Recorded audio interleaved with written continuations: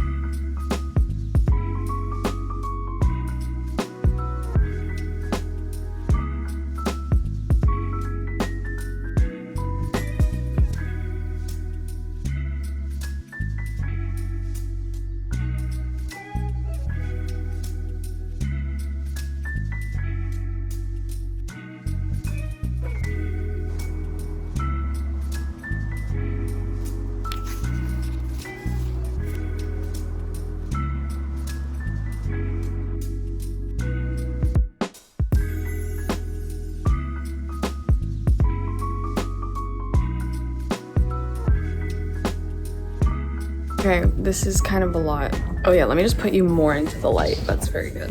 Meanwhile, Grendel is going frantic over my camera reflection on the wall. Welcome to a 24-hour readathon. Starting this at a super duper weird time. I don't know how this is gonna go. Yesterday I tried to start a 24-hour readathon and I read for an hour, and then guess what? I accidentally took a nap for 2 hours. So, yeah, I think what I'm gonna do is read until tomorrow night instead, because as you can tell, I don't know, I hope you can tell, the sun is going down. Don't ask about this. Don't ask me about this. This is pain. This is beauty, but it's pain. Yesterday though, I did finish a book because I started reading for the readathon, a book that I was already a little over halfway through, and then I fell asleep, and then I woke up later and I stayed up until like midnight finishing it because I just wanted to finish it. So I just wanted to mention it here because I guess it kind of ish counts. We'll say the readathon started at, wait, no, that doesn't even make any sense. You know what? It doesn't matter. It was Once Upon a Broken Heart by Stephanie Garber. Why is this simultaneously good and bad? Like, it's simultaneously very good and very bad. Okay, so this follows Evangeline, right? This has been making the rounds. The whole trilogy is out now. I am becoming a sucker for this series, I think. Okay, my feelings are very complicated about this. So we follow Evangeline. She's in love with this random ass man named Luke. Luke and her are in love, or so she thinks. That all goes downhill when she finds out that he is actually engaged to marry Evangeline's stepsister, Marisol. Not nice. Why would he do that? He was like, Evangeline, I love you. You're my one true love. Once Upon a Broken Heart, as you can probably imagine, is all about love and heartbreak and magic. So Evangeline, very upset, rushes to one of the fates of this world, because in this world there are multiple fates who have different powers and affinities over different things, I guess. So she goes to the Prince of Hearts, who is famed for basically just being heartbroken and doomed never to find his one true love, I guess, because every girl that he kisses, he kills. Anyway, so she's like, yo, please stop this wedding. The wedding is stopped, but then things happen. She ends up in this place called the Magnificent North, and Evangeline, you're a dum-dum. She's a wet mop. She's a wet mop, okay? You could swap Evangeline with a wet ass mop. I wouldn't be able to tell the difference, okay? I really, really, truly wouldn't. She is dumb. Her survival instinct wasn't in the genes for that one. Didn't get it in the gene pool. This was just okay. Can you just tell me why so much energy and craft and like oomph is put into Jax? Okay, Jax is the Prince of Hearts. He is our, I guess, kind of main other big character that we follow in Once Upon a Broken Heart. I feel like she pulls out all the stops for Jax, like the author. I feel like everything was put into crafting this one man and everything else just kind of fell by the wayside. I do think a lot of elements in Once Upon a Broken Heart were just straight up incredibly lazy. I think the writing was, yeah, cheap. I think it was cheap writing. I think it was very cheap. I think Stephanie Garber could have dug a lot deeper to create this incredibly magical atmosphere, but what ended up happening was that everything felt like stage dressing.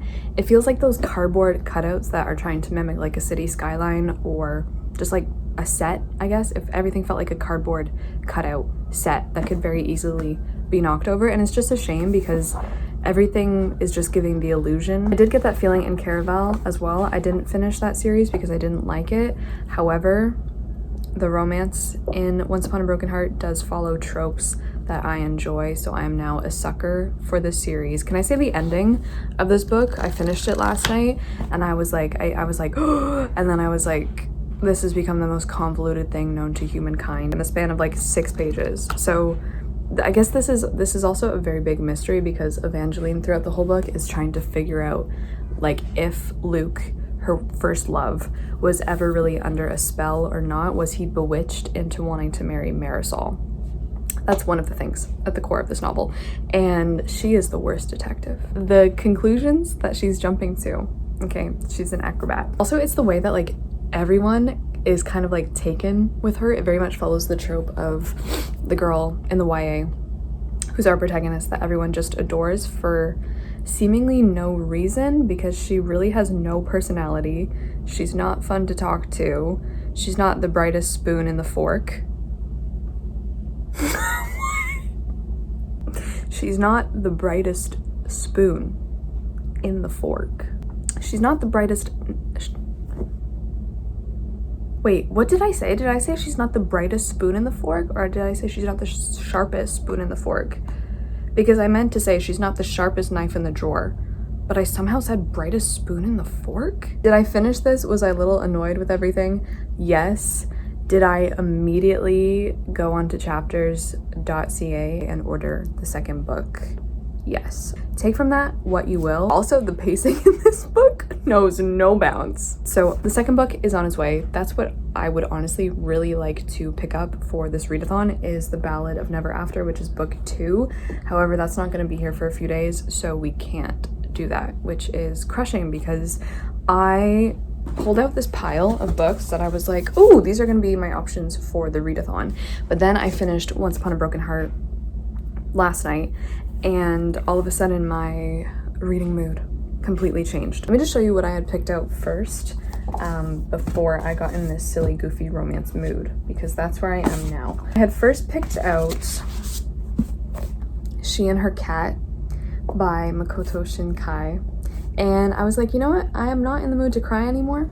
I'm not, because anything with a cat in it, I will just bawl my eyes out. So I'm gonna save this manga for another day. I'm stepping away from the wholesome / heartbreaking cat content. We're taking a big step back. I'd also pulled out the Taiga, is it Taiga or Taiga Syndrome by Cristina Rivera Garza. She wrote one of my favorite books of all time, The Iliac Crest, and I was really wanting to read more from her. However, I'm no longer in the mood for cerebral. I'm arguably in the mood for brain dead protagonists. I'd also picked up How Do You Live by Genzaburo Yoshino. It's just like a cute, wonderful novel, pick me up. If you don't know, there's a film, I guess being worked on right now, by Miyazaki. He came out of retirement to direct it, okay? He came out of retirement. And this is about this young boy named Copper who is considering life's big questions and like, how do you live? And also this copy is so beautiful. I did pull out a few others here that could fit the bill. I did grab Spy Family Volume 1, which honestly, I'm kind of in the mood for this as well. I think this would just be fun. I think it would just be fun. I have here The Grace of Wild Things by Heather Fawcett. This is just looking really sweet and wholesome. It's a middle grade, so not romance, but again, I'm not opposed to this. So maybe. And then, oh no, these were the other two that I pulled out for this readathon. We have Bewitched by Laura Thalassa, romance, and Half a Soul by Olivia Atwater. Historical romance, dark fantasy romance, or I don't know how dark this is, but it's definitely fantasy romance. Here's the thing, I read a chapter of both of them.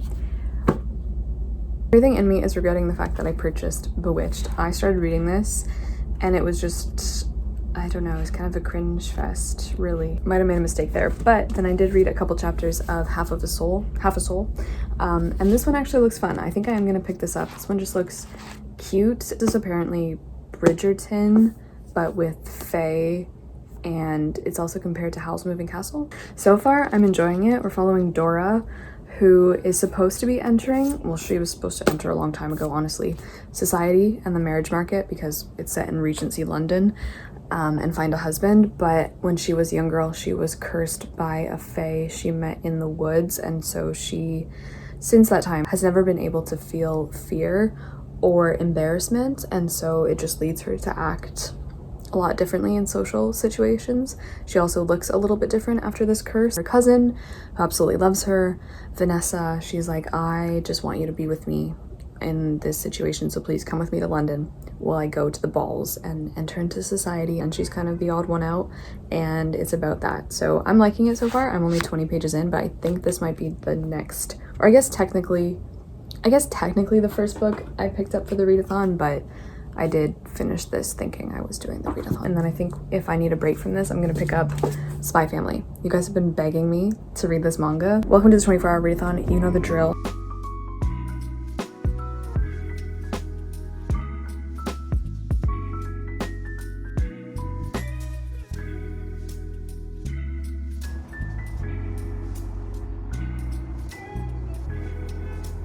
It is a couple hours later, the sun has set, the dishwasher is on, I'm about to head to the gym, but this is so fun. This is so fun.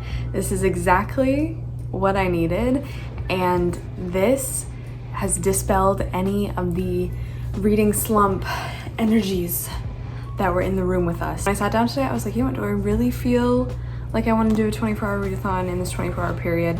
And then I started Half a Soul, and I was like, yeah, I absolutely do. Okay, so I'm 74 pages through Half a Soul, and like, it's just everything. It's just everything I've been wanting. I feel like this is the feelings that I wanted Once Upon a Broken Heart to give me. And I'm so happy that I'm reading this. I think what I'm gonna do is just go to the gym now and then tell you about it when I get back, because the dishwasher is really, really loud. This is so charming, so fun, so cozy. Really, really, really having a good time. Like, I'm giggling reading this. It is now 1 a.m. and I got back and I read even more of Half a Soul. So I'm now past the 100-page mark. So good. I don't want this to be over. I'm having seriously the best time ever with this. So I said this was about Dora, who has been cursed to basically have half a soul by a fae, but the fae world in this book is so like adjacent. It's very not talked about, and that's definitely not the main plot. So if you don't like fae in your fantasy, if you're just not really interested in the fair folk in fantasy books, I would say don't worry too much, because like this is very much set in Regency London, and it is primarily about the marriage market. And for example, now we're delving into workhouses, and it's actually very affecting and like very emotional, even more so because Dora, like I said, she has, because of the cursed trouble, feeling deeper emotion. Just like incredibly charming. I'm loving the banter. I think both of our main love interests, I guess, I think they're both just really well-rounded, and it's so cute and it's so sweet and it feels so natural, and like they're perfectly suited for one another. Nothing feels forced, and there's also quite a sizable cast of side characters, and it's just, I don't know, I think it's really well written. It's fun. It's making me feel every single emotion, and I'm just so glad that I picked this up, because Elias, like the king's magician, I guess he's like the court magician, but it's after the Napoleonic Wars, and he's fought in the Napoleonic Wars, and he's just very upset with the way that everyone is treating like the war society, the workhouses. There's also like rumors of a plague going around, and so there's a lot of like social injustice scattered in here too. So it's just like, it's a good mix. It's a good mix, and apparently this is her debut novel, so honestly historical fantasy might be my thing, because this is really fun. And like I said, the dash of like the fantasy and the fae in the world, like I think it's so well done, because it's like a whole separate thing that no one really talks about, and we just kind of acknowledge that the fae exist, but they're not really in Regency era London. I really like Elias. I really like Dora. I really like Vanessa. I really like Albert, who is another person that we meet, who's friends with Elias, and it's just like fun. Whereas in Once Upon a Broken Heart, for example, didn't care about anyone but Jax, honestly. But Half a Soul, man, Half a Soul. This does not have a lot of reviews on Goodreads, but in love, like I've fallen in love, and I'm 108 pages in. I'm on chapter 9, and I don't want to go to bed because I want to keep reading. I didn't pick up any manga in between or shorter novels. I just wanted to read this. This isn't like a series, but it is a series of like Regency I don't know if they're all Regency, but they're all historical fantasy. I'm loving this. I'm loving this. I think if you like Emily Wells' Encyclopedia of Fairies, you're gonna like this. I guess I'm gonna go to bed. I think I'm gonna go climbing in the morning and then probably early in the morning, so that's the first thing I'll do. I've been listening to the audiobook of Middlemarch, but let's be honest, that's not going well. Tomorrow is an all day reading day. Something you guys always ask me when I get a little crazy and start reading like 5 books at the same time, or when I do these 24-hour readathons where I read a bunch of books at once. How are you able to read so many books at the same time? How do you retain that information? How do you switch back and forth between them all? Something that I've been working on to retain more of the information and to also spend more time with books has been journaling and like creating a reading journal in general, and notes, and just everything you want to pour out about the books that you're reading. It especially helps when you're switching back and forth between multiple books to just dive into them a little deeper and spend more time with them. Skillshare, who is very kindly sponsoring today's video, has wonderful classes that help so much with wanting to learn this skill. The class I've been looking at, I've been going through, and that I want to recommend to you specifically for this skill is one by Amanda Rach Lee, who I used to watch on YouTube when I was younger, and it is called Art Journaling for Self-Care, 3 exercises for reflection and growth. And although this is art journaling and it is centered around self-reflection, I find that pairing this with books that you're reading and taking them into account as the source of what you're journaling on about self-reflection and growth, like the way that you relate to the book, is so wonderful. It lets you enter into this personal relationship with the book. Amanda's class gives you great tips on like just first of all the bare basics, creating a reading journal, which is probably the part I struggle with the most because I'm not really artistic in that way, but she has such cute designs. Like I said, her class is such a wonderful opportunity to learn more on Skillshare, which is the largest online learning community for creatives with thousands of classes. For example, they have classes in photography, graphic design, music, cooking, whether it's a class on storytelling 101 for creative writing or a class on guitar fundamentals and music. They have something for everyone. If there's new hobbies you've been wanting to pick up, if there's new skills you've been wanting to hone, Skillshare is the place for you. If you're interested, the first 500 people to use my link in the description will receive a 1-month free trial of Skillshare. So go get started today. Have a great time. Read all the books. Let's get back into the readathon.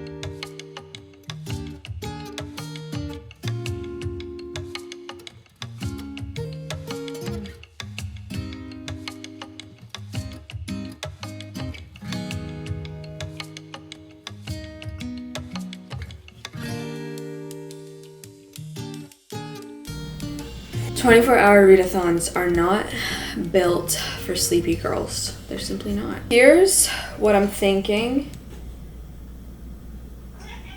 Yeah, not a lot. Welcome to our full day of the readathon. As you can see, I made myself a stupidly large mug. It's not autumn. I did actually read a lot more of Half a Soul this morning. Still really loving it. I want to say the pacing has kind of slowed down now because we've gotten to the crux, one of the cruxes of the novel, one of the main conflicts. I think Olivia Atwater is really good at managing conflicts from like a novel structure point of view because there's quite a lot. It's not like a singular storyline, which is great. There's actually a lot of things going on and it feels like all of them are being properly managed. So I got 162 pages through. I'm over halfway through now, planning to finish this, I mean obviously today in the readathon, but really enjoying this, really enjoying this. I don't know if I said too much how grumpy Elias is, who's kind of like our Howl character, but we're finding more and more out about him.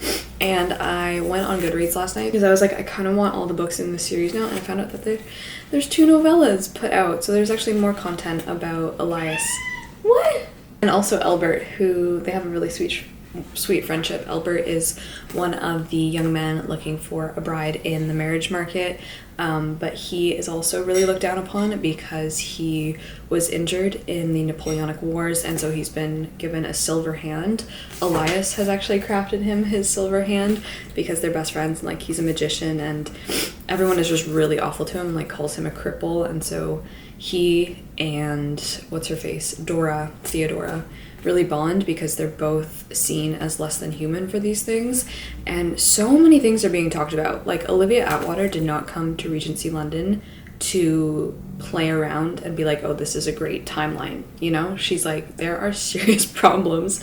And Elias is so angry at all of the injustice. I don't really know, honestly, how Regency London handled the soldiers coming back from the Napoleonic War, and the fact that like I've literally never really had that thought or seen it discussed anywhere indicates to me what this book is saying is pretty on par, in that like no one wanted to talk about it, no one wanted to talk about the horrors of the front, even less so likely than after like World War I and World War II.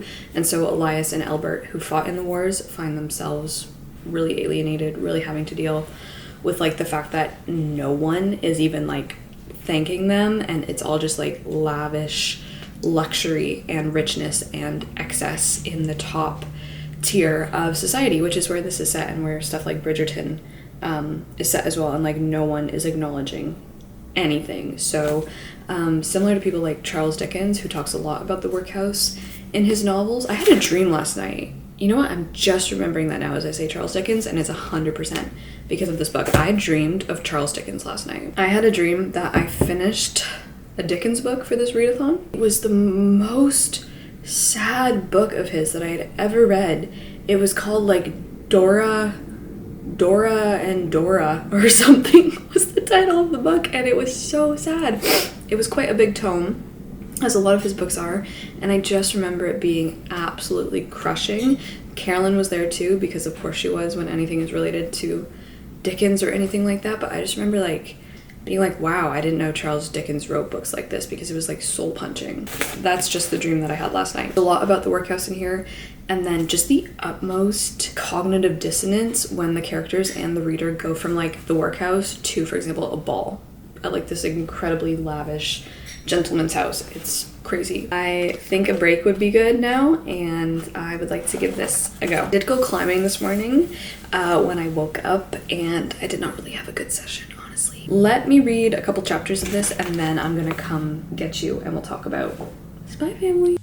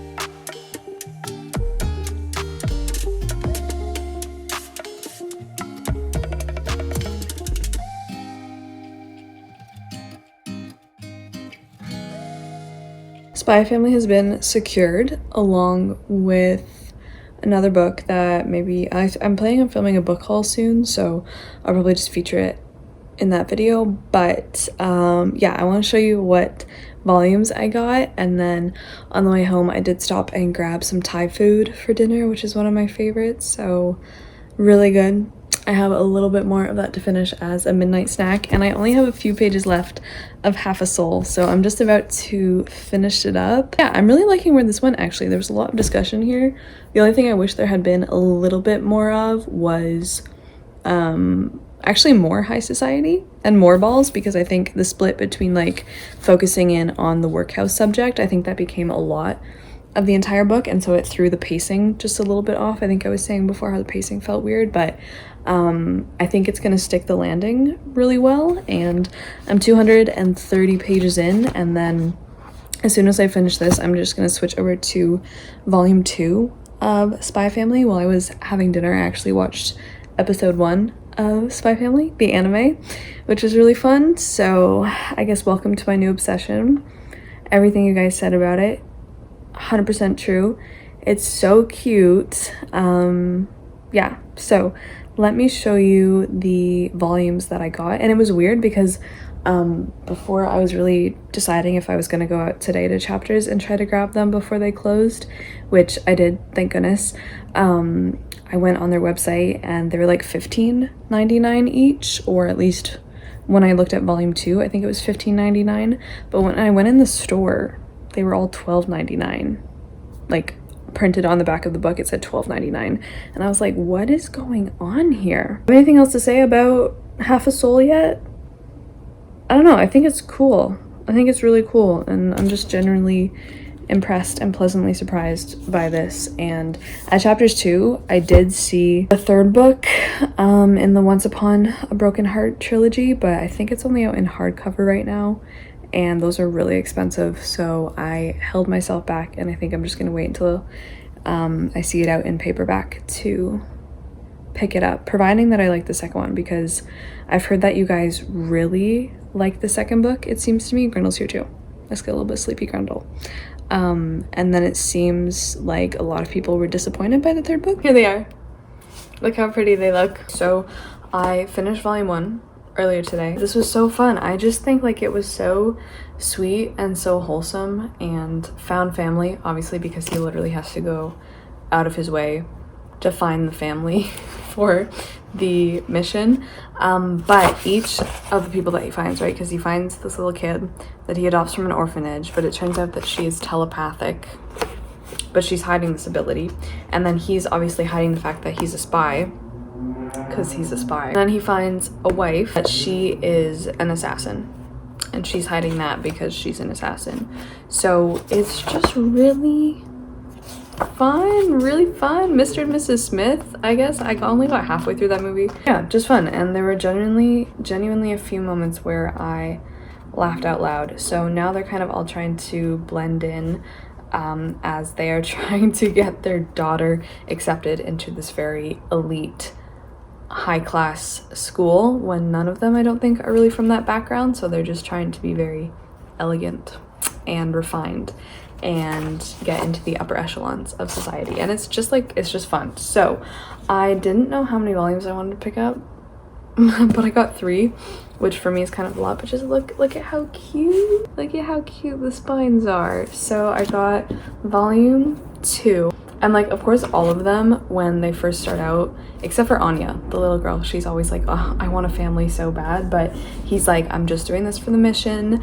And even the wife, the assassin, she's like, I'm just doing this so I can keep my day job, because in the society, like, it's kind of looked down upon if she's not married by the ripe old age of 27. They're all kind of like, oh, I'm just doing this for, you know, reasons not really connected to family life. But then they kind of start to fulfill their roles a little bit too well and start to all get attached to each other. And it's just really, really sweet. I love books with adopting kids, because I think that's how like it should be. So it's just, I don't know, it's just fun. So this is volume 2. Beautiful.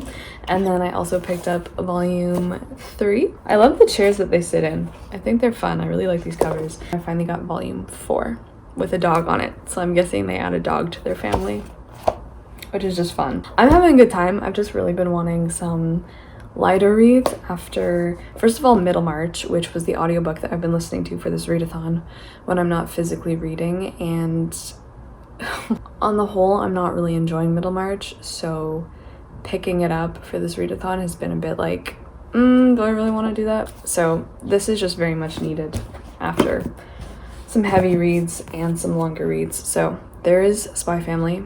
I'll be picking up volume 2 tonight, definitely. But first up, I'm just gonna finish up Half a Soul because I'm really liking this.